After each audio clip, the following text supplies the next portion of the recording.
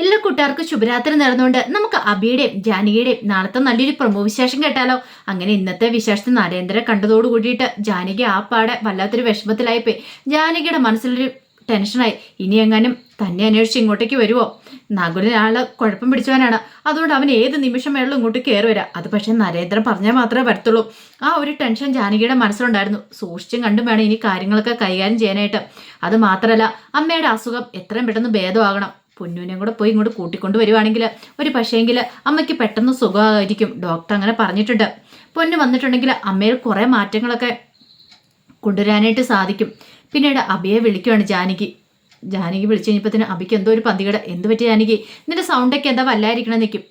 ഒന്നുമില്ല അബിയേട്ടാന്ന് പറയാം. അപ്പം അബി പെട്ടെന്ന് ഓർത്ത എന്താ, അമ്മയ്ക്ക് വയ്യാത്തോണ്ട്, അമ്മ ചിലപ്പോൾ രോഗഭേദമാകാത്തോണ്ടായിരിക്കും ജാനകിക്ക് ഇത്ര വിഷമെന്ന. അതെ, വിഷമിക്കൊന്നും വേണ്ട കേട്ടോ എന്ന് പറയണം. ജാനകി പറഞ്ഞു, അതെ ഞാൻ അങ്ങോട്ടേക്ക് വന്നാലെന്ന് ഓർക്കുവാന്ന് പറയണം. അതെന്താ പെട്ടെന്ന് ഇങ്ങനെ? അല്ല, എനിക്ക് അവിടേക്ക് വരുകയും ചെയ്യാം. പിന്നെ അത് മാത്രമല്ല, പൊന്നൂനെ ഇങ്ങോട്ട് കൂട്ടിക്കൊണ്ട് വരാമല്ലോ. പൊന്നൂനെ കൂട്ടിക്കൊണ്ട് വന്ന് കുറച്ച് ദിവസം ഇവിടെ നിർത്തുവാണെങ്കിൽ നല്ല കാര്യമല്ലേ? അതുകൊണ്ട് ഞാൻ അങ്ങോട്ടേക്ക് വരാൻ തന്നെ തീരുമാനിച്ചെന്ന് പറയണം.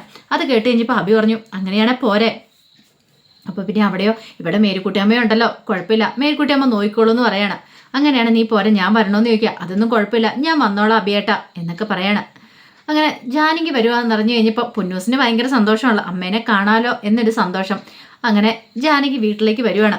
ഈ സമയത്ത് പ്രഭാവതി അങ്ങോട്ടേക്ക് ഇറങ്ങിച്ചെന്നു. ജാനകിയെ കണ്ടത് സന്തോഷമായി. വാമോളെ എന്നൊക്കെ പറഞ്ഞ് അകത്തേക്ക് ഏറ്റിക്കൊണ്ട് പോവാണ്.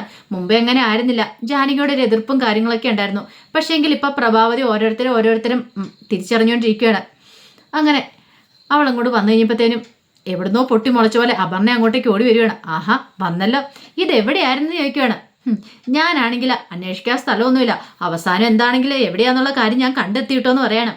അത് കേട്ടതും ജാനകി പറഞ്ഞു, ആഹാ കൊള്ളാലോ, അപ്പം നീ എൻ്റെ പുറകെ CIDനെ വിട്ടിട്ടുണ്ടായിരുന്നല്ലേന്ന് ചോദിക്കുക. ഇത് കേട്ടപ്പോൾ അപർണയെന്ന് ഞെട്ടി.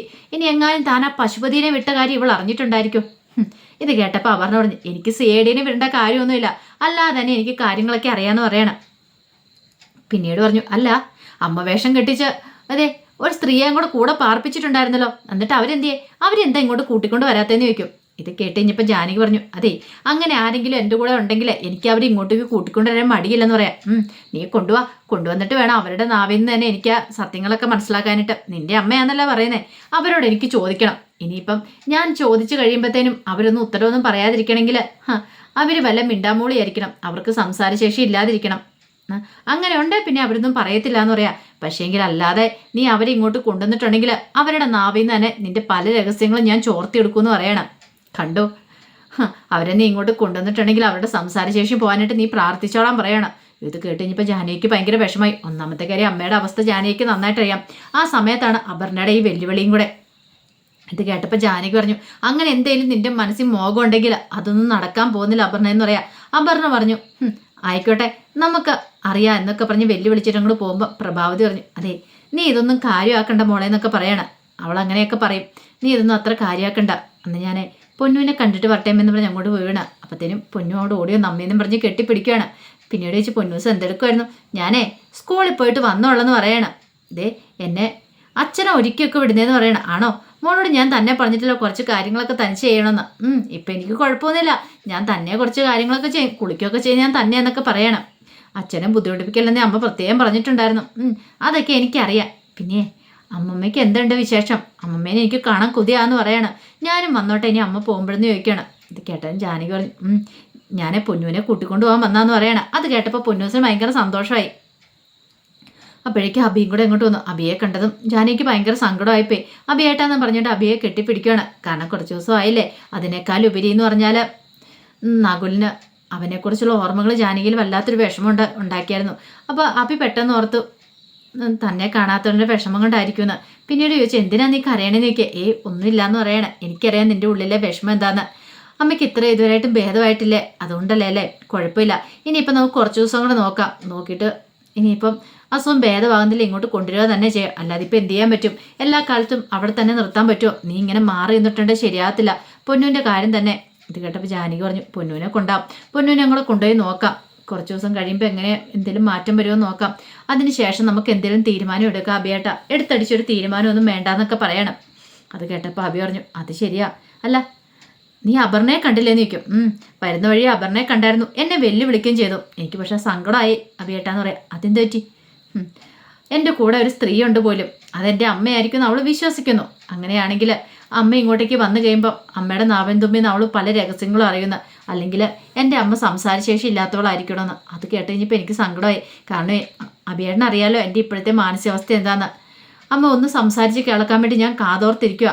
എന്തെങ്കിലും മോളെ നിന്ന് വിളിച്ചാൽ മതി എന്ന് ഓർത്തുകൊണ്ട് ആ സമയത്ത് അവളും കൂടെ അങ്ങോട്ട് പറഞ്ഞു കഴിഞ്ഞപ്പോൾ എനിക്ക് സഹിക്കാൻ പറ്റിയില്ലെന്ന് പറയാം. സാരമില്ല ജാനകി, പോട്ടെ, നീ അതൊന്നും ഓർത്ത് ടെൻഷൻ അടിക്കണ്ട, ഇതൊക്കെ മാറി.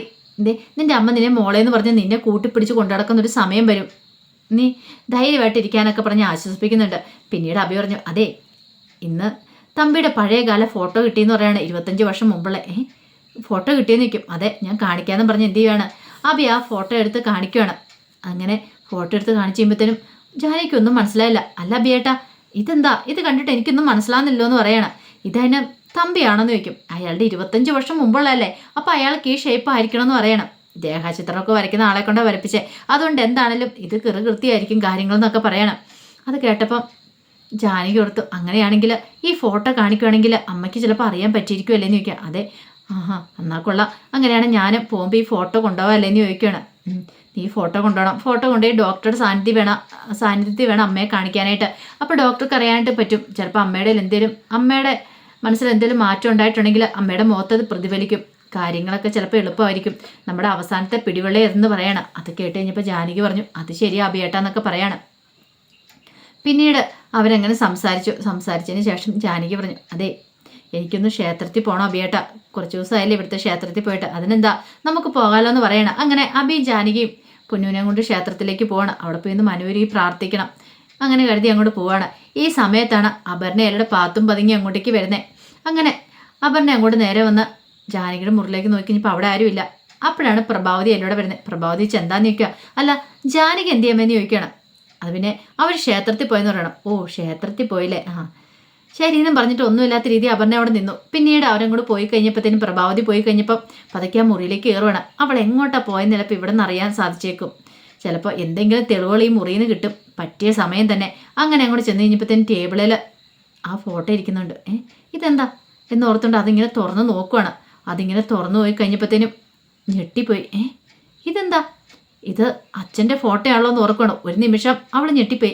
അച്ഛൻ്റെ പഴയകാല ഫോട്ടോ, അച്ഛനെ പോലെ തന്നെ ഉണ്ട്. അച്ഛൻ്റെ പഴയ ഫോട്ടോ താൻ മുമ്പ് കണ്ടിട്ടുണ്ട്. ഇതെങ്ങനെ ഇവിടെ വന്നു എന്നൊരു ചിന്ത അവളുടെ മനസ്സിലേക്ക് എങ്ങനെ വരുവാണ്.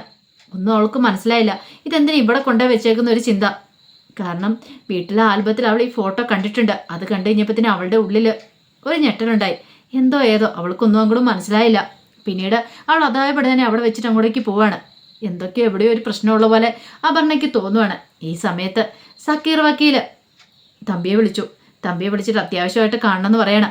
അങ്ങനെ തമ്പി ചെന്നു കഴിഞ്ഞപ്പോഴത്തേനും വക്കീൽ എന്ത് ചെയ്യണം, വക്കീൽ പറഞ്ഞു, അതെ വിശ്വത്തിൻ്റെ ഫോട്ടോ കിട്ടിയിട്ടുണ്ട്. തമ്പിയല്ലേ പറഞ്ഞ വിശ്വത്തിൻ്റെ ഫോട്ടോ കാണണമെന്ന്, കിട്ടിയിട്ടുണ്ടെന്ന് പറഞ്ഞുകൊണ്ട് എന്ത് ചെയ്യണം, ആ ഫോട്ടോ കയ്യിലിരിക്കുന്ന അങ്ങോട്ട് കാണിക്കുകയാണ്. ഈ ഫോട്ടോ കണ്ടത് തമ്പി ഒരു നിമിഷം ചെട്ടിപ്പോയി. താന് കുറേ വർഷങ്ങൾക്ക് മുമ്പ് എങ്ങനെയായിരുന്നോ അതേപോലെ തന്നെ ഇരിക്കുന്നു. അപ്പോൾ ഇവൻ തൻ്റെ മോനാന്നുള്ള കാര്യം ഇപ്പം മനസ്സിലായിരിക്കുന്നു. ഈ ഫോട്ടോ കാണുമ്പോൾ തൻ്റെ ചെറുപ്പകാലത്ത് കണ്ടവർക്ക് എല്ലാവർക്കും വ്യക്തമായിട്ട് മനസ്സിലാവും ഇത് തൻ്റെ മോൻ തന്നെയാണെന്നുള്ള കാര്യം. ഒരു നിമിഷം തമ്പിക്ക് എന്ത് ചെയ്യണമെന്ന് അറിയത്തില്ലാത്ത ഒരവസ്ഥയായിപ്പോയി. തമ്പി ഇത്രയ്ക്ക് ഒരു ട്വിസ്റ്റ് പ്രതീക്ഷിച്ചില്ല. തമ്പിക്ക് മനസ്സിലായി ഇനി തനിക്ക് രക്ഷപ്പെടാനായിട്ട് ഒരു മാർഗ്ഗമില്ലെന്ന്, എല്ലാ പഴുതുകളും അടഞ്ഞെന്നുള്ള കാര്യം. സക്കീർ വക്കീൽ ചോദിച്ചു, എന്താ തമ്പി നിന്റെ മുഖത്തൊരു വിളർച്ചെന്ന് ചോദിക്കേ.